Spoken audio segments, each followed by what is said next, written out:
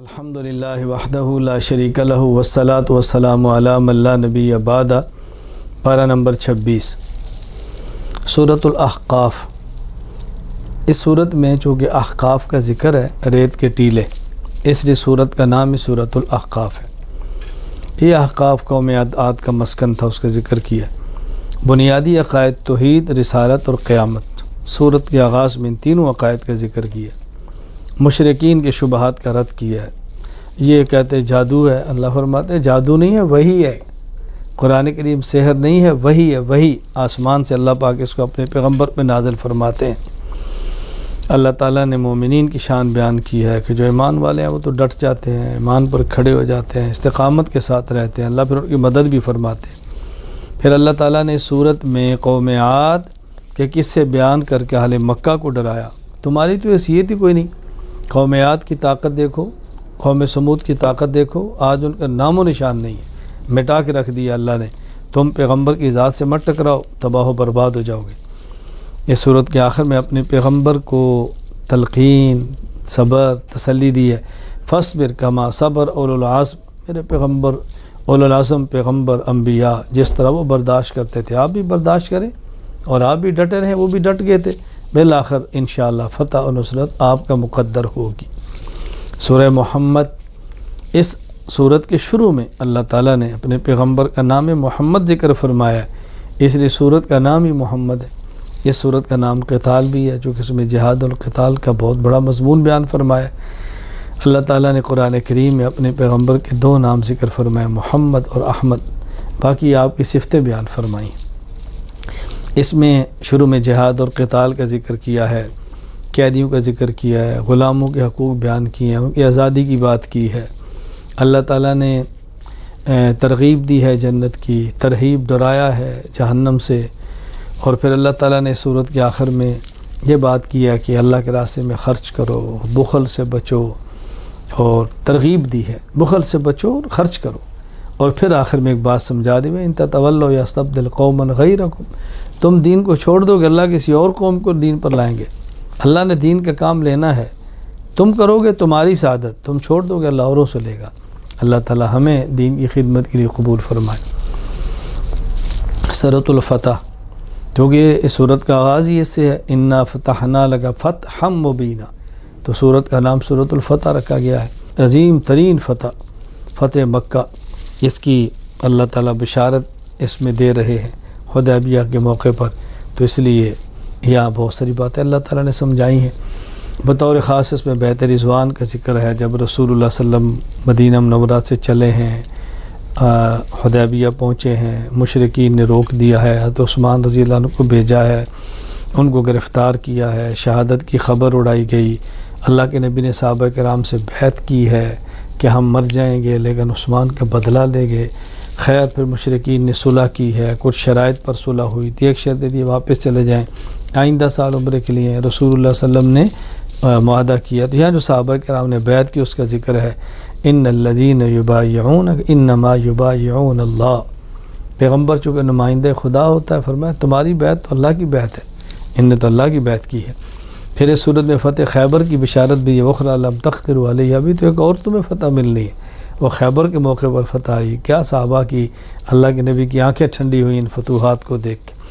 پھر آگے دین کے غلبے کا ذکر کیا ہے، وعدہ کیا، هُوَ الَّذِي أَرْسَلَ رَسُولَهُ بِالْهُدَىٰ وَدِينِ الْحَقِّ لِيُظْهِرَهُ عَلَى الدِّينِ كُلِّهِ، اللہ نے اپنے پیغمبر کو بھیجا اس لیے کہ اس کے دین کو تمام ادیان باطلہ پر غالب کر دے، تو اللہ پاک نے یہ وعدہ اپنا سچا کر کے دکھایا ہے۔ پھر اس صورت کے آخر میں صحابہ کرام کی شان بیان کی ہے۔ اللہ اکبر، میرے پیغمبر آپ تو اللہ کے رسول ہیں، اور آپ کے ساتھ جماعت کیسی ہے؟ والذین معہ، نبی کے ساتھ ہیں، کافروں پر سخت ہیں، آپس میں نرم دل ہیں، سجدے کرتے ہیں، ان کی پیشانیوں پر سجدوں کے نشانات آتے ہیں۔ یہ تو اس کھیتی کی طرح ہے جو تر و تازہ ہوتی ہے، تو اس کو دیکھ کے کسان خوش ہوتا ہے، اور جو اس کا مخالف ہے وہ جل جاتا ہے۔ پیغمبر یہ آپ کی کھیتی ہے جو آپ کی آنکھوں کو ٹھنڈا کرے گی اور آپ کے مخالفین کو جلا کے رکھ دے گی۔ صحابہ کرام کی عظمت اور ایمان کا تقاضا ہے کہ بندہ خوش ہو، جو صحابہ کی عظمت کو دیکھ کر خوش ہوتا ہے ایمان کی نشانی ہے، جو جلتا ہے نفاق اور کفر کی نشانی ہے۔ اللہ تعالیٰ میں صحابہ کرام کے ساتھ محبت عطا فرمائے، اہل بیت کے ساتھ محبت عطا فرمائے، سچا ان کا اللہ تعالیٰ ہمیں غلام بنائے۔ سورہ حجرات، کیونکہ اس میں ورائے الحجرات ذکر حجرات کا لفظ ہے، حجرے کی جمع ہے، مکان کو کہتے ہیں، اس لیے سورت کا نام سورۃ الحجرات ہے۔ اللہ تعالیٰ نے سورت میں بہت اخلاق اور آداب بیان فرمائے ہیں۔ سارا قرآن ہی باکمال ہے، ہر سورت ہی کمال کی ہے، مگر سورہ حجرات کی امتیازی شان ہے آداب اور اخلاق کو بیان کرنے کے حوالے سے۔ فرمایا دیکھو اللہ اور اللہ کے رسول کا ادب ہے، کرو پیغمبر کی آواز سے اونچی آواز مت نکالو، اعمال ضائع ہو جائیں گے، نبی کو ایسے مت بلاؤ جیسے ایک دوسرے کو بلاتے ہو، اعمال تباہ ہو جائیں گے، اور سنی باتوں پہ عمل مت کرو، تحقیق کیا کرو، اسے نظام پورا تباہ ہو جاتا ہے۔ معاشرتی خرابیوں کا پھر ذکر کیا ہے، پھر اس کی بچنے کا ذکر کیا ہے۔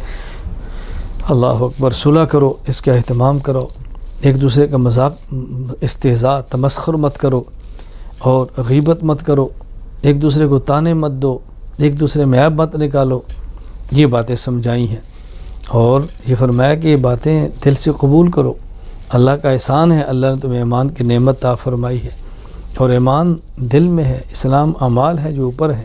مومن بھی بنو، مسلم بھی بنو، دل سے بھی مانو اور اپنے اعمال سے بھی، عمل سے ثابت کر کے دکھاؤ کہ آپ مومن ہیں۔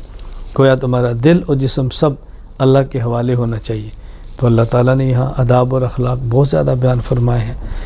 غیبت کرنے کو مردہ بھائی کا گوشت کھانا بتایا ہے، بدگمانیوں سے بچو، استہزاء سے بچو، تمسخر سے بچو، آپس میں پیار محبت اور صلح کی بات کرو۔ یہ مطلب خلاصہ ہے آداب اور اخلاق اس صورت کے اندر۔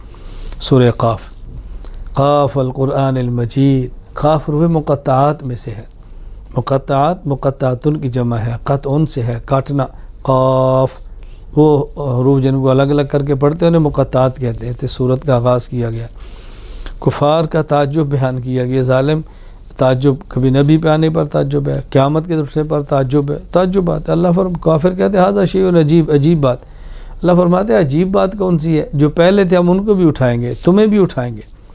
اور تم دیکھو قوم عاد کو دیکھو، قوم سمود کو دیکھو، فرعون کو دیکھو، لوط علیہ السلام کی قوم کے عذاب کو دیکھو، نوح علیہ السلام کی قوم کا دیکھو، اصحاب الراس کو دیکھو، قوم سمود کو دیکھو، اصحاب الایکہ کو دیکھو، قوم تبع برباد ہو گیا بولو۔ تم بھی پیغمبر کی مخالفت کرو گے نا، تباہ و برباد ہو جاؤ گے۔ نبی کی بات کی مخالفت مت کرو، پیغمبر کی بات کو مانو۔ پھر قیامت کے حوال کا ذکر کیا ہے، قیامت کی شدت کو بیان کیا، ہولناکی کو بیان کیا ہے۔ اللہ تعالی ہم سب کو بات سمجھنے کی توفیق عطا فرمائے۔ اور آخر میں رسول اللہ صلی اللہ علیہ وسلم کو فرمایا کہ آپ صبح و شام صبر کرو، اللہ اکبر، ان کی باتوں پہ برداشت کرو، اور میرے پیغمبر آپ تسبیح اور ذکر کے اندر مشغول ہو۔